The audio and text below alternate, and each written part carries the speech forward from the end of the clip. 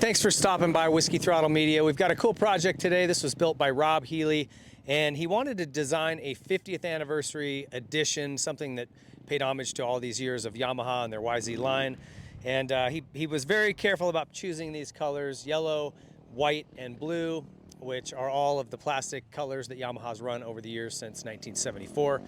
And being 2024, he wanted to just kind of make a tribute bike to that. So you can see some of those colors built into this design. And this bike, by pretty much everybody's standards, one of the best bikes in 23. Didn't get a lot of changes for 24, but still a great bike. Let's take a look at some of the things Rob did to this thing. All right, this thing did not get any changes to the engine. It's stock inside, but he did put an FMF 4.1 tie system, a slip-on muffler onto this thing. The wheels are Faster USA, and those have Dunlop MX34s mounted to them. We've got Works Chassis Lab engine mounts on this thing, which really do a nice job of softening the feel of this chassis, let it roll into turns a little bit easier. We did some testing on those last year. They do work really well. The graphics were all done by SKDA. Our boys down there always do an awesome job, and they kind of took Rob's vision, made it a reality. Thing looks super clean, not too flashy, just a very clean look, and like I said, incorporates those three colors. Some Renthal bars, ODI lock-on grips. We've got ASV levers, which we'll talk about a little more here as we get into it. A lot of Works connection parts, everything that's anodized blue. Those are always a really nice product. Ride Engineering triple clamps. These are really nicely machined, very well made. Just a very cool look to them. It's got GYTR, a couple of components. The case cover on the left-hand side. Hinson clutch, it's a full clutch system in this thing.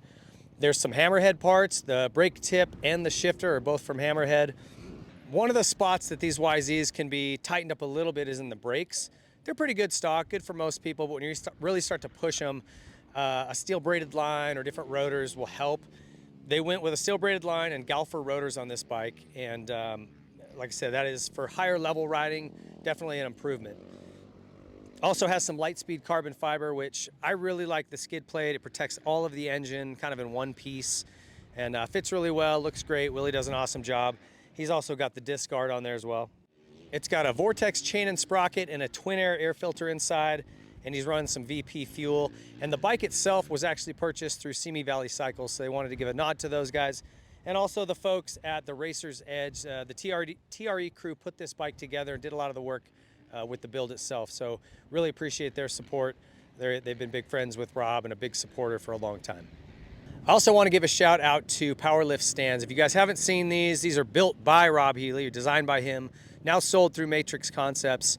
And if you are somebody who's, maybe you're a vet rider, you don't want to lift your bike up onto your stand, or you got a kid or a wife who rides and they struggle to do that, this is such a cool option. Literally just wheel your bike over the top of it, use your foot to push a button, it lifts it right up. The battery lasts forever. This thing is great. We use them a lot at home, and really, really can't recommend them enough. Go to Matrix Concepts, check them out.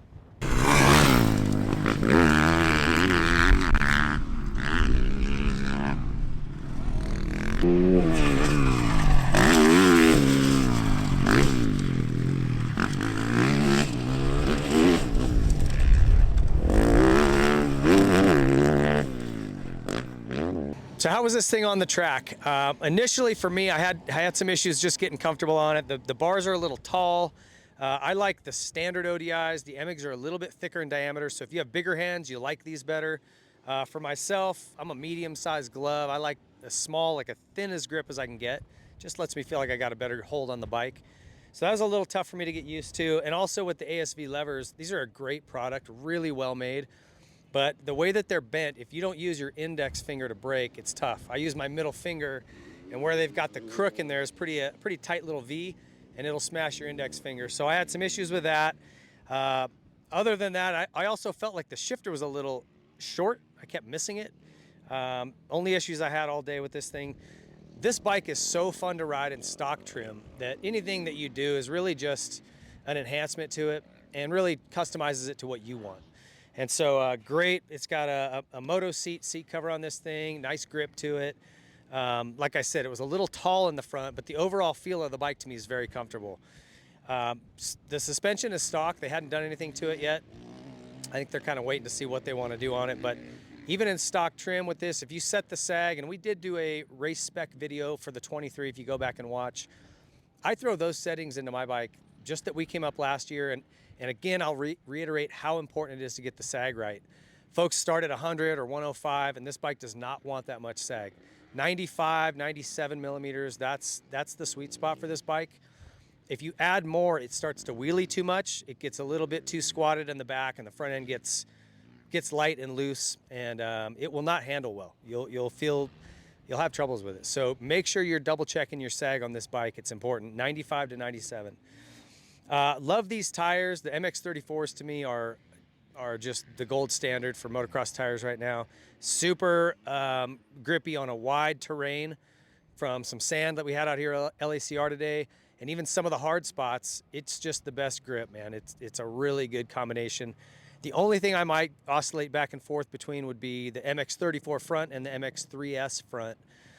Both good tires, just depends on what you're after. The 3S is more of a race compound, so will bite a little bit better as it gets hard packed, but it will wear out much quicker. So you gotta have a conversation with your wallet there before you decide what you're gonna buy. But other than that, like I said, not a lot of performance changes to this as far as the engine goes, just the slip-on muffler.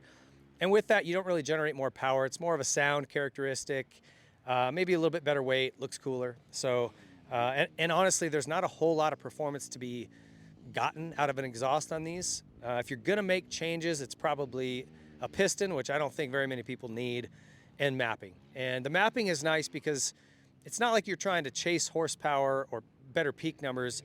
It's just the application of it. And you can, if you find somebody that does a good job mapping, they can really make it any way you like. If it feels like it's a little too much off the bottom, which for some folks, the Yamaha's a little aggressive off the bottom, you can just kind of smear that thing out and make it a little more broad and linear and make it more rideable for you. So that's the cool thing about somebody that knows what they're doing with mapping. This is still stock maps, felt really good to me, but like I said, that's gonna be some personal preference. Pro Moto billet foot pegs, we've run these on some of our projects, really big platform. If it's a little wider than stock, which I always wondered if I'd have issues in ruts or anything like that. I haven't, but if you have a bigger foot and you find maybe your whole foot doesn't fit onto a stock peg, this is a really good option. It gives you a little bit bigger platform. So check those guys out, great stuff. And overall, just had a really fun time on this bike. It's crazy to think they've been making these for 50 years in production, and how far they've come. Speaking of which, we're gonna have another video, if you haven't seen it yet, that kind of shows the evolution of this thing from 1974 to now. So take a peek at that. I want to thank Rob Healy for having us out, letting us ride this thing. Great bike. Thank you to all the companies involved. Great products. Anything on here, man, I got nothing but good things to say about them. We had a lot of fun. We'll see you guys next time.